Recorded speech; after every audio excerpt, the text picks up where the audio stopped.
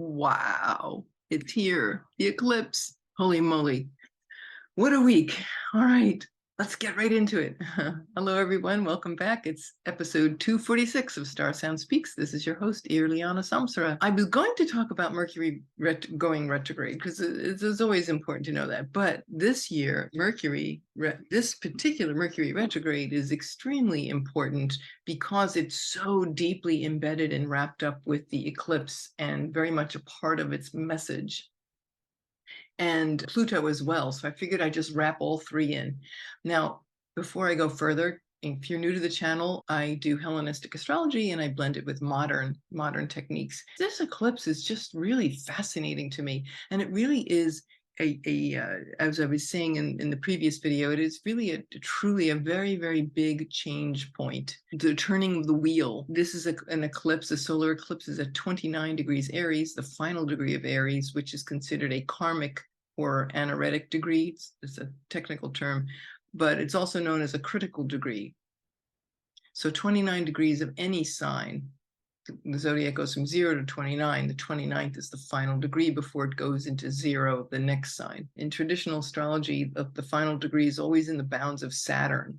So it plays by Saturn's rules. Well, Saturn is all about closure and endings and death, and it's the end of an era, really.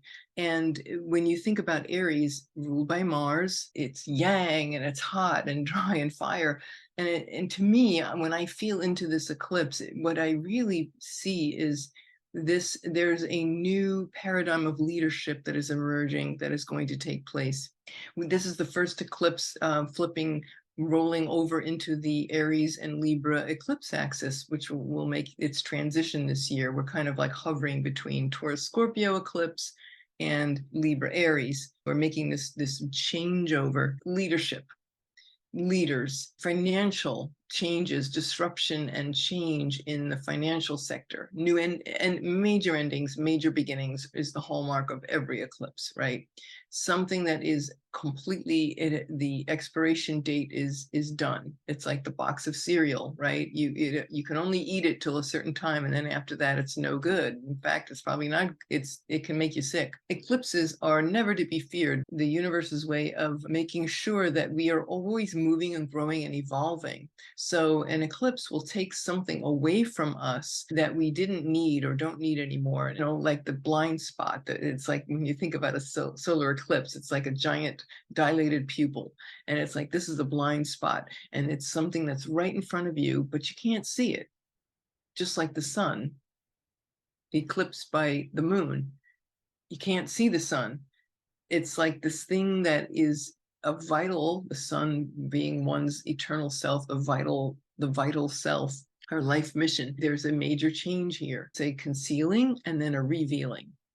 So in this case, financial shakeup, this one is a real game changer. This particular eclipse, because Mars is the ruler, right? Aries. Mars is in Cancer, and it will be exactly conjunct the USA sun. Now, I want to stop and pause here for a second and say two things. One is, go and watch the previous episode if you haven't already, where I interviewed Andrea Michelle. She did an incredible delineation for this eclipse and addresses it in a way that I've not seen addressed anywhere else. The other thing I want to say is everything has a birth chart, right? Every event has a birth chart. The birth of our nation in the United States has a birth chart. In this particular case, Mars is at 13 degrees of Cancer, which is the United States sun. So it's exactly on the United States sun. So this not only has, yes, it has international import, of course, and it's going to have a special significance for our country. The USA sun is at 13 Cancer, but it'll also be it really speaks very loudly to the financial markets too. I talked a few weeks ago about the Aries ingress, the entrance of the sun into Aries in March. We talked about how the sun was in the 8th house for the United States. The 8th house is other people's money, finances, banks, institutional money, institutional investors, annuities, insurance industry, financial industry, all of that stuff. That's all venture capital. That's all 8th house. And the sun is in the 8th house for the United States. For Washington, D.C., for the Aries ingress.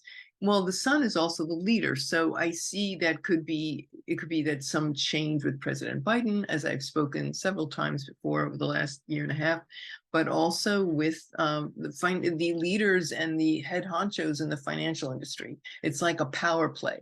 And, when there's an eclipse, the lights go out and then the lights come back on. So there is this unsettlingness, and it speaks to not just the leader of the country, but also the financial leaders and in the elite and these people in the financial sectors.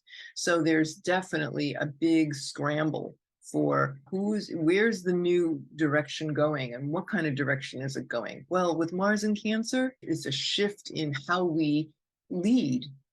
So instead of the old male paradigm and competitive conquering spirit, which is very, very Aries, it is now saying, wait a minute, let's take our passion and be compassionate. We take our drive and our energy, and instead of conquering and destroying, we're going to be proactive rather than reactive. We're going to move beyond reaction and to evolve to a different level where we're actually caring for each other. So this is a huge change. This is something that needs to occur. Whether we like it or not, it's just where the universe is guiding us, where we're examining this facet of consciousness. The other thing I want to say is that this particular eclipse, the USA sun is at 13 degrees Cancer, but did you know that the currencies, some of the major currencies of the world are all at, and 13 degrees is a critical degree as well. So you see, you have the eclipse at a critical degree, the ruling planet of the eclipse at a critical degree, and then 4 hours after the eclipse, the sun goes into Pluto and the sun goes into Taurus and squares Pluto, which is at a critical degree, 0 degrees of Aquarius. 0 degrees is a critical degree. So critical degree, critical degree, critical degree, cardinal, change, leadership. Wow. That's why this is such a biggie. Big, big, big. Anyway, fascinating that the US, the Chinese yuan, Bitcoin, and the USA dollar are all at 13 degrees of cardinal signs. So see, when this eclipse hits that, and Mars in Cancer conjunct the USA sun, it's also going to be opposing and squaring the Chinese yuan currency, Bitcoin, and the US dollar. This also speaks to currency, digital, with Pluto and Aquarius. It's like this intensely cathartic, volcanic change in our society it's in an air sign of Aquarius, which rules the internet and AI. And so we're seeing how this shift to digital with Mercury going retrograde really speaks to a big reset of our story around money, our finances, our resources. It's also with Uranus in the mix with Mercury going retrograde. It's a new definition of stability. This is not your grandfather's stability. This is Uranus. This is called coming from the future into the now, being present now, being free from the past. Uranus can be very chaotic and disruptive, and it rules lightning, right? Lightning, sudden things that something shows up, you don't see it coming, it's just there and it's gone just as quickly. Kind of like the 4th of July sparkler. It can be very exciting. Uranus energy can be very exciting. It's not meant to last forever, but it provides a change and dramatic change. And something that comes into your life, changes it for the better, and leaves, does its work. This is a whole new paradigm with Uranus in the mix for the Mercury retrograde. Mercury retrograde happens right at the very next day after the eclipse. The eclipse is Wednesday or Thursday, depending on where you live, right after midnight on Thursday morning Eastern time. This last time the solar eclipses were in Aries Libra, it was around 2004 to 2006. And then going back another eclipse cycle, it was April of 1986 to October of 87. So if you go back and look, you'll see themes that repeat. Mars and the moon for this eclipse, the solar eclipse 29 Aries, Mars is in the moon's temple and the moon is in Mars's temple. So we call that, they have mutual reception. It's like I'm staying in your Airbnb and you're staying in my Airbnb. So there's a flow there between the two. And again, this speaks to this change in leadership to compassionate, nurturing, looking out for one another, comfort and security, 4 hours later, the sun goes into Taurus, squares Pluto. It's like an initiation. The sun in Taurus, it's all about seeking comfort and stability and the things that we can touch, taste, and smell, right? That's the Taurus way. It's ruled by Venus, and it has to do with our resourcefulness, our wealth, our self-esteem. What do we truly value? And it's coming to that square with Pluto. So it's forcing us to say, wow, you may want your comfort zone. You may like your resources and your things the way you do, but as Uranus and Taurus will tell you, and Pluto and Aquarius, the best things in life are not things. The sun is going to be then connected with Mercury and Uranus, right? They'll all be co-present. Sun, Mercury, Uranus, all in Taurus, 4 hours after the eclipse. It's in the bounds of Venus. It's in the decan of Mercury. So again, this is coming back to this new way of connecting and relating and selling. Mercury rules merchants. You think of the word merchant or mercantile, it comes from Mercury, the buyer, the seller, the marketplace, the busyness, tabulating data, the logical mind. With Uranus in the mix for the last 5 years, it's definitely about a break from the past, where our comfort zone needs to be broken up. Things in the past that may have become stagnant or stuck, right? The shadow side of Taurus, getting so earthbound that we don't want to move, and we're stubborn about moving. So wherever we're being stubborn about change, this eclipse is going to be like this crowbar. Yeah, it might show up a little faster than a crowbar with Uranus. It might be a lightning bolt, but whatever it is, and especially if you have planets at 29 degrees of cardinal signs, so Aries, Libra, Cancer, Capricorn, you will definitely feel this very strongly, or even at early degrees like 0 degrees, maybe 1 degree of fixed signs, Leo, Scorpio, Taurus, and Aquarius. These are changes that don't happen overnight. An eclipse will definitely stir things up, but because especially with earth signs, the sun going to Taurus, it's a slow revealing that takes time to unfurl because it's an earth sign. Not to make any important decisions yet, let the energy settle. By around the middle of May, I would think it's better, because that by then Jupiter will have entered Taurus. So it's almost like Jupiter's coming in to kind of be like Deus ex machina in the Greek theater. God on the cloud comes down and like makes all the chaos and all the craziness and disruption from Mercury retrograde with conjunct Uranus. It's like, there's all this stuff, right? And you get burned out. And then Jupiter is this godlike figure that comes down and kind of smooths, it's beneficent. The greater beneficent is Jupiter. So he's going to even something out. Back to today. All right, so we've got Mercury stationing is at its stationary retrograde point. The place is where it's going to turn around and go retrograde on Friday for the eclipse. And that's why it's so intrinsically aligned with this eclipse. It's very deeply a part of its message. So not only is there a change of leadership that personally I see, we also see and a profound change in direction, but also with buying, selling, Mercury, right? The mind too, innovative solutions, looking to the future for practical solutions, genius thinking that will help the earth. You could see, for example, like a disruption in the food supply. Maybe the electric grid gets wonky, internet, this is definitely the time to back your files up, get that external hard drive out, and do all that you can, because that little higher level of wonk, we don't like that.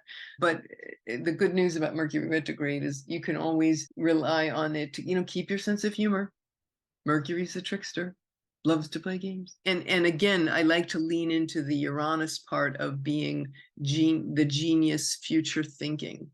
The Kundalini energy of the breath, this can frazzle us. Mercury will exactly conjunct Uranus a little bit later. Okay, Mercury is not going to conjunct Uranus until early June, but it's so close for the retrograde. Mercury will stop at 15 degrees of Taurus, go back to 5 degrees, and then go forward again. May 15th? It'll go direct. So it won't get exactly conjunct until June, but the fact that it stops and retrogrades very close to Uranus is like this little birth chart, right? So it's definitely coloring this whole entire experience. So look for and be open to thinking outside the box. Very simply said, Mercury ruling the rational, logical mind. Uranus, the future, the weirdo, weird people, unusual, outrageous, boundary shifting, paradigm shifting conversations with siblings, with neighbors, cousins, in-laws. That's all Mercury stuff, right? The mind, tabulation, just thinking outside the box. That is going to be a saving grace that can create outrageous solutions, and solutions that are not about our old comfort zone. Remember, we're going offline with the old comfort zone. We're going, since it's so much part of this eclipse, we're going online with what are values that are honoring not just us, but the earth. Aren't we done with, isn't the earth crying out? Trashing the earth, robbing so much water, so much food and water wasted. And this is a chance for us. It's like an alarm bell going off. Mercury conjunct Uranus for this, or close to conjunction with Uranus for this retrograde. It's like, let's rethink this. Rethink, revise, renegotiate, reconsider, and make that change. It's that paradigm shift that's waiting, that wants us to invite it into our lives, wants to connect with us. But the last thing I want to say is that the Sun and Mercury's journey, once the Sun gets into later this week into Taurus, and Mercury's journey there, and Uranus is there, it's like laying track. It's kind of a preview for when Jupiter's going to be in that area in May. So we're kind of getting a taste of these archetypes and these things and issues. Like I wrote in my notes, it's like Jupiter's like the wise King Solomon, the wisdom of King Solomon, who stabilizes all the craziness, So yeah, I wouldn't make any decisions until the smoke clears, and it's probably not going to be around till, well, maybe end of May.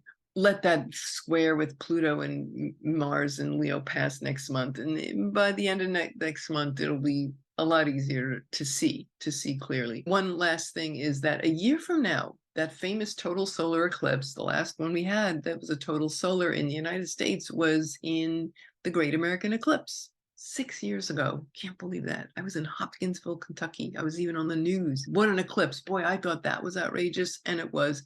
But this one is our next total solar. Jupiter will be conjunct Uranus. So this Uranus energy in Taurus, Uranus and Taurus energy is going to be taken to its max, its total max for the entire 8-year run of Uranus and Taurus. It's not going to be out until 2026. Uranus will not leave Taurus until then. But Jupiter's conjunction is something that we've had our eye on for several years.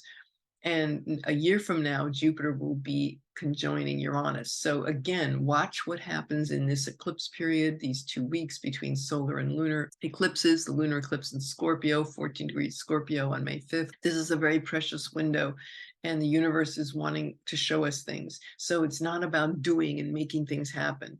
It's better to let the eclipse do you. In closing, I'll say that my beloved friend, Renee, who is no longer on the earth plane, was a great astrologer. She taught me, she was like my second astrology teacher. And she used to say, eclipses bring magical, incongruous, nonlinear change. I love that, especially this one, really incongruous with Uranus, part of that Mercury retrograde. Like, wow, big time. So anyway, that's all I have for you. I hope you've enjoyed this. Please do like, share, subscribe if you found this information useful. I love hearing and reading all your comments. Let me know how you're doing with all this. And yay, we're all walking together on this one. All right, my dears, love you much. Many, many blessings. Namaste. And Erin Reese, Erin, confidential to Erin, I am going to call you back. We're going to talk about India, and that is such a deep source of, she is a deep source of wisdom. Beautiful, gorgeous writing. Bindi Girl, the return of Bindi Girl Part 2 is out. Her wonderful book, More Adventures in India. I think reading things like this can really take us out of our worlds and give us fresh perspectives in which to see things. So, all right.